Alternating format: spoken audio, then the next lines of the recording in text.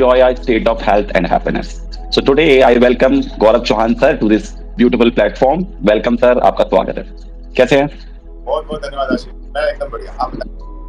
बहुत सुंदर, और मैं भी अच्छा हूँ, महसूस कर रहा हूँ और आपकी ऊर्जाओं के साथ आज जुड़ रहा हूँ. तो लेट मी टेल यू, आज गौरव चौहान सर हमारे साथ है और सिंपल है उनका कहना कि अगर हमारी एनर्जी अगर बैलेंस है तो बाकी हम अपनी हेल्थ को और हीलिंग को बड़ा इजीली बैलेंस कर सकते हैं. और आप देखेंगे भी, जब मैं भी गौरव जी से मिला था तो I was attracted to his energy. So that's why today he is with us to share some of his energy with all of us. So and congratulate all that today is a World Health Day and the theme is your health, that is my health and my right. और आज हमारा दिन भी बहुत सुंदर है और sir भी आज हमें कहीं ना कहीं हेल्थ को लेके आगे गाइड करने वाले हैं. तो मैं आपसे पूछना चाहूंगा पहले तो डिसीज क्या है, और उससे पहले हम डिसीज ना जान के हम जाने की हेल्थ क्या है. रियल टर्म्स में अगर देखा जाए कि व्हाट इज हेल्थ, क्या आप मुझे देख के बता सकते हैं मैं हेल्दी हूँ, या फिर health is something your state of being, और क्या ऐसा गड़बड़ होती है कि हम डिसीज को पकड़ लेते हैं कहीं ना कहीं, और इम्यूनिटी का क्या रोल है हमारी लाइफ में कहीं ना कहीं. तो ये कुछ बेसिक फंडामेंटल्स अगर हम आप हमें बता सकें. कोई भी अगर सिंपल व्यक्ति सुन रहा हो आपकी बात को, तो हेल्थ को कैसे समझ सकता है? अगर कोई बीमार व्यक्ति है तो बीमारी से कैसे बाहर आ सकता है? Yes, correct. अब अगर हम अगेन बुक्स में बात करें तो उसमें तो बोलते हैं कि सब कुछ सम होना चाहिए, है ना. आपकी हेल्थ तभी एक हेल्दी पर्सन का डेफिनेशन है. बट अगर हम एक नॉर्मल आदमी के, आप और हम एक लेमैन के जैसे बात करें, तो इस समय हेल्थ क्या है? बाहर से अगर मैं ऐसा देख रहा हूँ कि मेरे बहुत सारे डोले हैं और मैं एकदम स्ट्रांग हूँ, और अगर अंदर से मेरा शरीर जो है, मेरे ऑर्गन्स हैं वो अगर वीक है ना, अगर मेरा मान लीजिए मल निष्कासन ठीक से नहीं हो, है ना, और मैं बाहर तो बड़ा अच्छा बना लिया है पर अंदर एकदम सिस्टम डाउन है मेरा पूरा. सुबह सुबह मेरा शरीर ना तो मल निष्कासन हो पाता है, ना मैं I am not drinking enough water, है ना, पानी नहीं इनफ पी रहा हूँ, खा मैं ठीक नहीं रहा हूँ, प्रोटीन पे ही ज्यादा ध्यान रह रहा है, वो कहीं ना कहीं मेरे किडनी को खराब कर रहा है, मेरे लिवर पे अटैक कर रहा है. वो सब डोलों में दिख नहीं रहा, है ना, और मैं सो भी नहीं पा रहा हूँ मान लीजिए. तो मुझे लगता है एक बेसिक बात है, मैं बताता हूँ. एक रिक्शे वाला जो रिक्शा चलाता है, वो जब दोपहर में राजमा चावल खा के मजे से सो रहा होता है और उसके बाल देखो, है ना, मजे से, उसको ये नहीं फिक्र होती कि मैं कहाँ सो रहा हूँ, कोई मेरी जेब से पैसा ले जाएगा, कुछ नहीं सोच रहा है ना. वो हेल्थ, मेरा मानना, वो हेल्थ है जब आप बिना किसी टेंशन के स्ट्रेसलेसनेस आ जाए और आप ये ना सोचे कि मेरे को मेरा पिलो मिलेगा, मेरा बिस्तर मिलेगा तभी मैं सोऊंगा, मेरे को ये सर्टेन लेवल के कपड़े होंगे तभी मैं बाहर जा पाऊँ. ये मेंटल हेल्थ भी है कहीं ना, है ना. जब हम इस सब से दूर हट जाएं, है ना, जैसे हैं ठीक है, जैसे दिख रहे हैं ठीक है, और जो है मेरे पास मैं उसमें खुश हूँ, और जो मेरा मान लीजिए मैं बहुत ज्यादा मोटा हो गया, हाँ मुझे अब नीचे आना है, बहुत ज्यादा पतला हो गया मुझे थोड़ा ऊपर आना है, एक सम लेवल लेके आना है, ताकि मान लीजिए अगर मैंने टी शर्ट पहनी है तो ठीक लगे, ऐसा ना लगे कि किसी हैंगर पे लटकी है, और ऐसा ना लगे कि टी शर्ट तो कोई साइज की और आदमी कोई साइज, है ना. तो ये एकदम ही बेसिक तरीके से अगर हम समझें तो मेरे ख्याल से वो जो रिक्शे वाला है वो ज्यादा हेल्दी है than someone who is in a Mercedes, है ना. तो उसने मर्सिडीज पे तो बड़ा खर्चा कर दिया पर अपने ऊपर नहीं खर्चा कर पाया. तो एक तो कहीं ना कहीं एक इस तरह से हुआ, जैसे आपने स्टार्टिंग में भी बताया था कि मेडिटेशन जो आपने कहीं ना कहीं बताया कि हम ऑब्जेक्ट को भूल के दैट साउंड पे फोकस करें. इसी तरह से जनरली हम फंस जाते हैं कि कुछ ना कुछ गोल अचीव करेंगे, then we will become happy, मेरा बाइसेप जब इतना होगा then I am looking good, कहीं ना कहीं. तो वो हम कंडीशनिंग में कहीं ना कहीं फंस जाते हैं. आई होप सो आप यही कहना चाह रहे हैं. हाँ जी. अब आप सोचिए भगवान कृष्ण है, भगवान राम है, उनका जो वर्णन है ना, वो कोई हल्क जैसे आदमी का वर्णन नहीं है. उनका वर्णन ही ऐसा है कि एकदम स्लिम लुकिंग पर्सन, पर जब उसने मुक्का मारा तो कंस भी गिरा दिया, है ना. जब उन्होंने मारा तो रावण को भी मार दिया. तो ये जो लुक है, जो हम जिस लुक के लिए हम जाते हैं, वो हमें शारीरिक रूप से तो रावण वाला लुक चाहिए, है ना, पर मन से हम राम कैसे रह पाएंगे? तो वो कहीं ना कहीं उतना भी अगर हम मेंटेन कर पाए, अगर भगवान कृष्ण जैसा ही शरीर मिल जाए कि जब जरूरत पड़े तो डायमंड के जैसे टाइट भी हो जाए, एकदम स्ट्रांग हो जाए, और ना लगे तो एकदम पोला शरीर, ऐसे पकड़ के कोई बोल ना पाए कि यार. जैसे आपने बोला था कि बी लाइक वाटर, कि जिस भी आप बर्तन में समा जाओ तो उसी की तरह हो जाओ. आपसे बात करके मुझे लग रहा है ये कितना सिंपल और आसान है, लेकिन कहीं ना कहीं हम इसको बहुत कॉम्प्लेक्स बना देते हैं, है ना. लाइक मुझे आपके साथ बात करके फीलिंग आ रही है यार ये तो बहुत सिंपल चीजें हैं, हर कोई अपनी लाइफ में कभी भी कहीं भी कर सकता है. लेकिन कहीं ना कहीं रेट रेस जो एक है, कहीं ना कहीं हम कंपैरिजन करते हैं ना अपनी सराउंडिंग से, अपनी सोसाइटी में, और जब तक फिर हमें वो चीजें नहीं मिल जाती, देन अगेन फिर हमें कहीं ना कहीं डिप्रेस्ड होते हैं। वो तो यस। है, और वो तो है आशीष जी। आप सोचिए, जो इंडियन सोसाइटी थी, हम जब गुरुकुल की एक बात सोचते हैं, जब गुरुकुल में बच्चे जाते थे तब कंपटीशन नहीं होता था। आज हमें स्कूल बड़े कॉम्पिटिटिव हो गए हैं, फर्स्ट सेकंड थर्ड रैंक आते हैं। गुरुकुल में कोई फर्स्ट सेकंड थर्ड रैंक नहीं होता था। गुरुकुल में होता था कि इस एक साल में आपको गीता के इतने चैप्टर पढ़ के आने हैं, उपनिषद के इतने चैप्टर पढ़ के आने हैं, और कंठस्थ होना चाहिए। आओ प्रेजेंट करो, नहीं हो पाया गो बैक, रिवीजन, फिर से आओ। कोई ये नहीं बोल रहा है कि नहीं आप फेल हो गए। ये जो फेल पास का जो सिस्टम है, जो हमारे बच्चों पे मेंटल प्रेशर इतना आ गया है। अभी हम भी जब बड़े हो रहे थे, पढ़ रहे थे, तो इतना प्रेशर था कि 10वीं में बच्चे हमारी क्लास में, मुझे पता है एक बच्चा बेचारा मतलब मर गया, क्योंकि वो इतना प्रेशर में आ गया कि भाई he could not take it anymore. मैं कहा इतना क्या हो गया यार, है ना। तो ये जो गुरुकुल वाला समय था, आई थिंक वो कहीं ना कहीं ठीक था कि आप यू आर ऑलवेज रिवाइजिंग, है ना। नहीं पढ़ पाए कोई बात नहीं, वापस पढ़ के आओ, अगले साल फिर से पढ़ना। तो वो है आपके वैसा। तो अभी हमने यही हुआ है हमारे साथ, और ये जो वेस्टर्नाइजेशन हो गया है हमारा हमने अपना खुद ही कर लिया है। तो वो कंपटीशन तो हमने खुद ही बना लिया है। कोई हमें, हमारे पड़ोसी, मेरा पड़ोसी नहीं बोल रहा कि वो बड़ी गाड़ी ले आया, मान लीजिए मेरे से बड़ी गाड़ी ले आया, उसने मेरे को दिखाने के लिए शायद नहीं लिया, पर अब मुझमें ये ईर्ष्या हो गई है कि मुझे इससे बड़ी गाड़ी है ना। तो ये सेल्फ मेड कंपटीशन हो गया आज। बहुत सुंदर गौर। कहीं ना कहीं ये सोच की कमी है। और जैसे अभी आपने भगवत गीता, वेद, उपनिषद की बात की, तो सडनली मेरे माइंड में आया, तो कुछ आप यहाँ से कुछ टीचिंग्स हो या मे भी कुछ लेसन्स हो, आप हमें शेयर कर सकते हैं जो हमें हेल्थ को मेंटेन करने में बनाते हैं, कि कॉज क्या होता है कि आदमी कोई बीमार पड़ता है। हाँ। देखिए, सबसे पहले तो अगर हम इसकी बात करें, तो मैं वशिष्ठ और राम का एक कॉन्वर्सेशन है, जिसमें राम जी ने गुरुजी से पूछा कि गुरुजी एक सुखी व्यक्ति कौन है।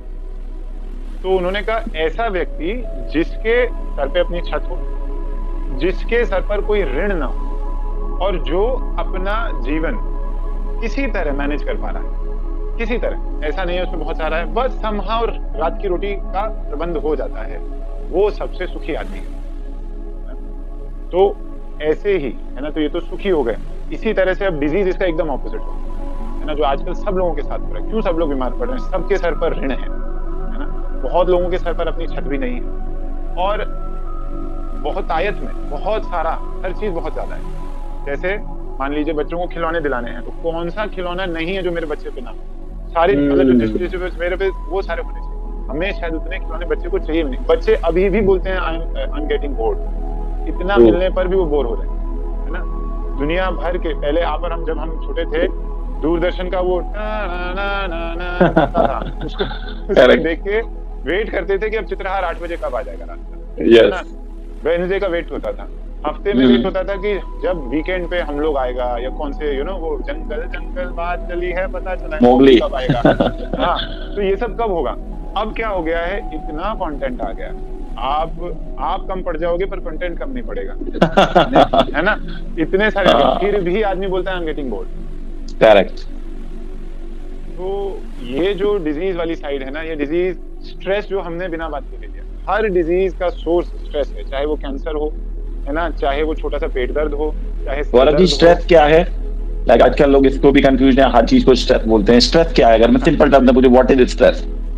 आजकल तो एक छोटे 5 साल के बच्चे को भी स्ट्रेस हो जाता है। अच्छा, स्ट्रेस सबसे पहले तो हमें समझना पड़ेगा, जो स्ट्रेसफुल है वो सिचुएशन नहीं है, वो उस पर रिस्पॉन्स है। सबसे बेसिक चीज, stress is the response, not the situation. इसका एग्जांपल मैं देता हूं। अगर मैं मान लीजिए कुत्ते से डरता हूं, मैं नीचे घर के नीचे उतरा और सामने स्ट्रीट डॉग्स मिल गए, मेरे पानी हो गया, पसीना हो गया, मैं वापस घर भागना चाह रहा हूँ। On the other hand Ashish ji हैं जो डॉग लवर है, वो नीचे उतरे, उन्होंने उन्हीं कुत्तों को सहलाया, उनको बिस्कुट खिलाया और आगे बढ़ गए। तो stress is not the situation. Having dogs around you is not stressful. How do you respond to it is stress. Amazing. बहुत सुंदर आपने कहा। तो how to तो कहीं ना कहीं कंडीशनिंग है हमारी, जो हमने वो एक रज्जू और सर्प वाली स्टोरी आती है कहीं ना कहीं। कल ही मैं कुछ देख रहा था, तो उसमें उन्होंने यही बोला कि हम कहीं ना कहीं जो रस्सी है उसको स्नेक मान के उन चीजों से लड़ रहे हैं जो एक्चुअल में है ही नहीं, उनका कोई एग्जिस्टेंस ही नहीं। और हमारी बुद्धि और मन के बीच में ये लड़ाई चलती रहती है हमेशा कहीं ना कहीं। बस बस वही है बहुत कि सुंदर। तो एक तो ये स्ट्रेस हो गया। अब इस स्ट्रेस की वजह से जो बीमारियां, क्या होता है, स्ट्रेस को बारिश मान लीजिए। एक बार बारिश ऊपर से पड़ी, सबसे पहले सर पे आई, स्ट्रेस यहाँ से चालू, फिर हमारे आईब्राउज के आसपास आके हमने आईब्राउज टेढ़ी करनी चालू कर दी, फिर उतर के कंधों पे आ गए, कंधे उचक गए। कई लोगों को आप देखेंगे कंधे ऐसे टेढ़े होंगे या तो उचके पड़े, क्योंकि कहीं ना कहीं उनके स्ट्रेस, जो बारिश गिर रही है स्ट्रेस की, उससे सर पे आई, सर से आंखों के पास, आंखों से कंधों पे, और फिर हिप्स में आके बैठ गई, है ना। जैसे बोलते हैं कि जो हमारे हिप्स हैं वो सारे, हमारे जितने भी एक्सपीरियंसेस हैं, इमोशनल जो स्ट्रेस है जितना सारा, वो यहाँ आके बैठ जाता है। जब तक ये बेचारे ले पाते हैं, लेते हैं। इसके बाद what they try to do is कि अच्छा, I can't take it any more, they start giving it to legs और अपवर्ड, तो बैक पेन या लेग्स का पेन आने चालू, है ना। अच्छा, दूसरी बात, जैसे हमने स्ट्रेस को समझा, एक पानी ऊपर से बह रहा है, जो जहां पे भी उसको जगह मिलेगी, जहां पे भी बैठने की जगह मिलेगी, जो वो की वीक एरिया है, वहां जाके वो बैठे और वहां पे जाके फिर उसको खराब करे। अब चाहे वो हार्ट कंडीशन हो, चाहे पैनक्रिया हो, चाहे फैटी लीवर बन जाए वो, है ना, चाहे किडनी की तकलीफ हो जाए, वो जो ऑलरेडी वीक है, और हमारा सब कुछ तो 100/100 तो नहीं हो सकता, कहीं ना कहीं तो कोई कमी होगी, जो कम होगा वहां जाके स्ट्रेस बैठ जाएगा और उसी को बीमारी कर देगा। अमेजिंग। इसी तरह आई होप कुछ आयुर्वेद भी कहता है, आयुर्वेद भी इसी तरह से कहता है कहीं ना कहीं कि वात पित्त कफ जैसे जो हमारी प्रकृति होती है, जो भी हमारा लाइक कहीं ना कहीं दोष है हमारे अंदर, और अगर हमने कुछ ऐसा एक्टिविटी की या दिनचर्या फॉलो किया तो वो चीज कमी हमारी कहीं ना कहीं। और देखा जाए क्योंकि ये शरीर हमारा माता पिता से ही लिया हुआ है, तो जो उनके अंदर लैकिंग होती है वो हमारे अंदर भी होती है कहीं ना कहीं। Correct correct. देखो वो तो है, पर हेरिडिटरी जो है ना, हम कई बार उसको बहुत ज्यादा ब्लेम कर देते हैं, ये मेरा मानना है। हम हर चीज में कहते हैं अरे मेरे फादर को तो था हार्ट का कंडीशन, तो मेरे को भी रहेगा। अच्छा, उनसे पहले मान लीजिए फादर के फादर को भी था, उनसे पहले किसी को, कहीं ना कहीं किसी ने वो चेंज शुरू की होगी, है ना। जब शुरू की थी तो कोई ना कोई खत्म भी कर सकता है। तो you be that person who will end that change, you improve your health so much कि आप वो चेन तोड़ दो, बोलो कि और ये आप अपने लिए नहीं कर रहे हो, ये अगली जनरेशन के लिए, आने वालों के लिए कर रहे हो। बस जब आप बहुत सुंदर करोगे। Amazing Gaurav ji, amazing. ये आपने बहुत सुंदर पॉइंट बोला, क्योंकि कहीं ना कहीं लोग यही बहाना देते हैं कि भाई हेरिडिटरी जेनेटिक्स की वजह से कहीं ना कहीं। और आई थिंक इसी को लेके एक ब्रांच भी है एपिजेनेटिक्स, जो बोलती है आप मेडिटेशन, योग के थ्रू अपने जीन्स को भी चेंज कर सकते हैं कहीं ना कहीं। Correct correct correct. इनफैक्ट जैनियों में, जैन धर्म में तो ऐसा है कि जो व्रत के ऊपर इतना बड़ा लेक्चर है कि आप अगर, वो बोलते हैं कि 7 डेज अगर आप व्रत कर लो, है ना, जब सिर्फ पानी पे या किसी एक चीज पर, जैसे वो रहते हैं किशमिश पे कोई रहता है, कोई किसी पे, अगर 7 डेज तक का आपका व्रत हो जाए तो आपका जो जीन्स है वो भी रीजेनरेट होके और एक वापस स्ट्रक्चर होके आपका एकदम ठीक हो जाए। हाँ, ये ऐसा, ये बहुत जैन धर्म में तो बड़ा व्रत को लेके बड़ी वहाँ पे एक्चुअली अगर हम ईटिंग हैबिट्स भी देखें तो बहुत सुंदर है, लाइक सनसेट के बाद कुछ नहीं खाना, वो भी सन से काफी कनेक्टेड है कहीं ना कहीं।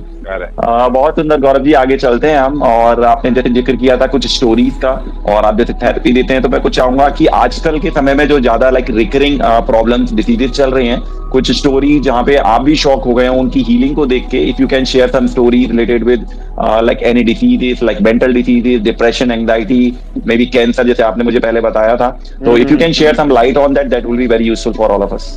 नहीं, जरूर जरूर। एंड आई थिंक ये मैं और ज्यादा बताना चाहूंगा, so that people understand that yoga can fix something as difficult, ऐसा कि हमें लगता है कि कैंसर तो ठीक भी नहीं। For joining, keep sharing this whole podcast of Gaurav sir and how he beautifully take us to this Anand Yatra of health and happiness. So thank you so much. Keep living, keep spreading this beautiful joy of happiness. Thank you. Desire to connect with people, to converse with people on their journey of yoga in search of bliss and their life transforming stories which can heal your body, mind and soul.